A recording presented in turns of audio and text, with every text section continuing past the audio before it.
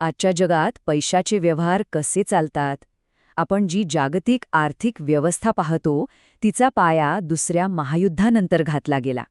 चला तर मग तिच्या उगमापासून ते आजच्या गुंतागुंतीच्या वादांपर्यंतचा तिचा संपूर्ण प्रवास आपण समजून घेऊया. जागतिक अर्थव्यवस्थेवर नियंत्रण ठेवणाऱ्या दोन खूप मोठ्या संस्था आहेत, आंतरराष्ट्रीय नाणेनिधी आणि जागतिक बँक. पण त्या खरंच जगाला वाचवण्यासाठी काम करतायत की स्वतःचं वर्चस्व गाजवतायत? ह्याच मूळ प्रश्नाचा उत्तराचा आपण शोध घेणार आहोत. साधारण 80 वर्षांचा हा प्रवास आपण या 6 टप्प्यांमधून पाहणार आहोत, ज्यामुळे आपल्याला जागतिक आर्थिक इतिहासाचं संपूर्ण चित्र एकदम स्पष्ट होईल. चला सुरुवात करूयात थेट 1944 पासून. बघा, दुसरं महायुद्ध आणि त्याआधीच्या महामंदीने जगाला हादरवून सोडलं होतं. भविष्यात अशी संकटं पुन्हा येऊ नयेत यासाठी सगळ्या राष्ट्रांनी मिळून एक नवीन स्थिर आर्थिक व्यवस्था निर्माण करण्याचा प्रयत्न केला.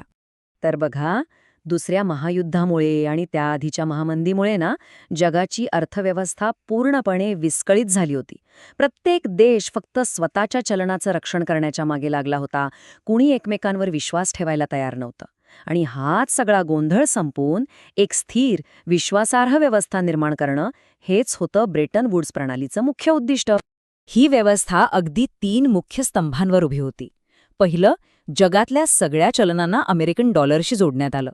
दुसरं, खुद्द अमेरिकन डॉलरला सोन्याशी जोडण्यात आलं.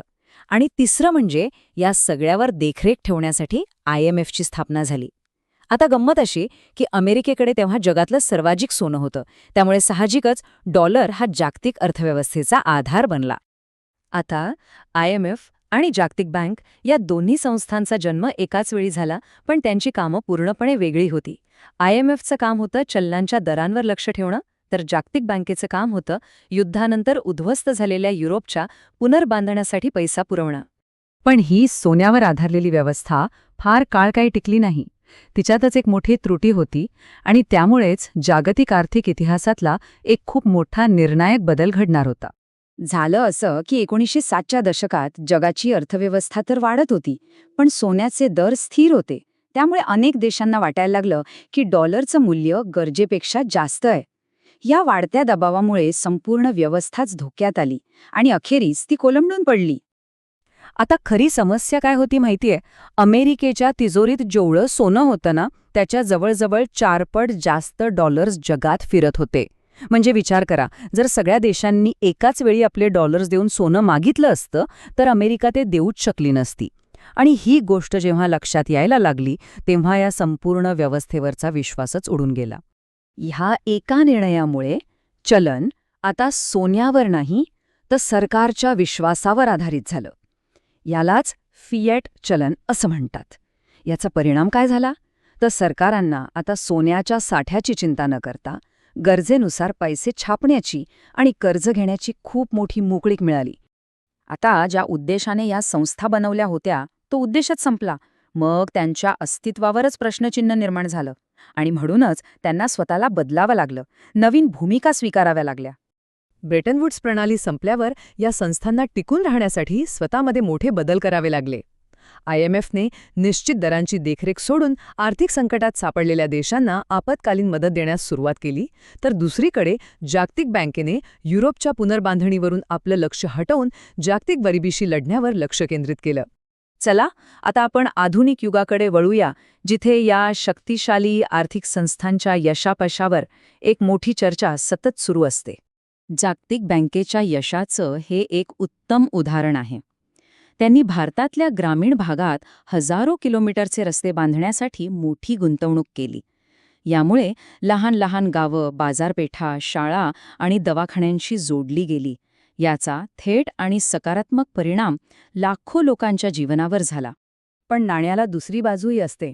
IMFच्या कठोर अटींमुळे एखाद्या देशाची अर्थव्यवस्था कशी कोलमडू शकते आणि तिथल्या लोकांवर काय परिणाम होतो याचं अर्जेंटिना हे एक दुःखद उदाहरण आहे. या संस्थांवर अनेक गंभीर आरोप सातत्याने केले जातात, जसं की त्यांची धोरणं गरीब देशांचं शोषण करतात आणि श्रीमंत देशांचं हित जपतात. एक धक्कादायक अभ्यास असं सांगतो की 1965 ते 1995 दरम्यान कर्ज घेतलेल्या 89 विकसनशील देशांपैकी 32 देश मदत मिळाल्यानंतर उलट आणखी गरीब झाले. यावरून त्यांच्या कार्यपद्धतीवर गंभीर प्रश्न निर्माण होतो. आता आपण जरा IMFच्या आत डोकावून पाहूया.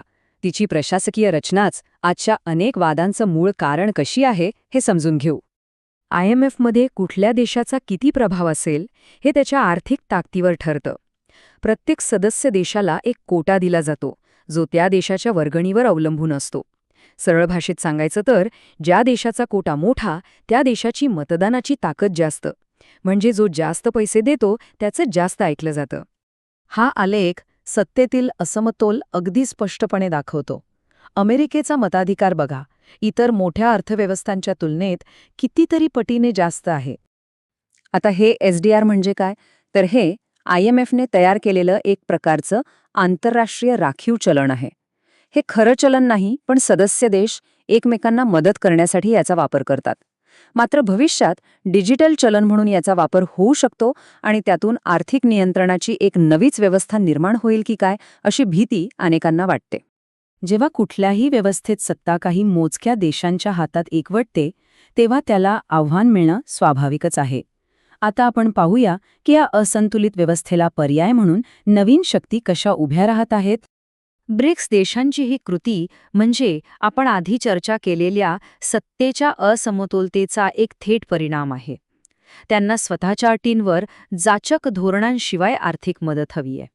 या सगळ्या संस्थात्मक घडामोडींचा थेट संबंध आजच्या जागतिक समस्यांशी आहे, जसं की वाढती महागाई आणि मंदीची भीती. यावरून आर्थिक स्थिरतेची गरज किती महत्त्वाची आहे हे पुन्हा एकदा अधोरेखित होतं. आणि शेवटी एक विचार करायला लावणारा प्रश्न, या बदलत्या आर्थिक सत्ता संतुलनाचे भविष्यात भूराजकीय परिणाम काय असतील? जग खरंच एक नवीन चांगली आर्थिक व्यवस्था बनवतंय की एकमेकांमध्ये फक्त नवीन भिंती उभ्या करतंय?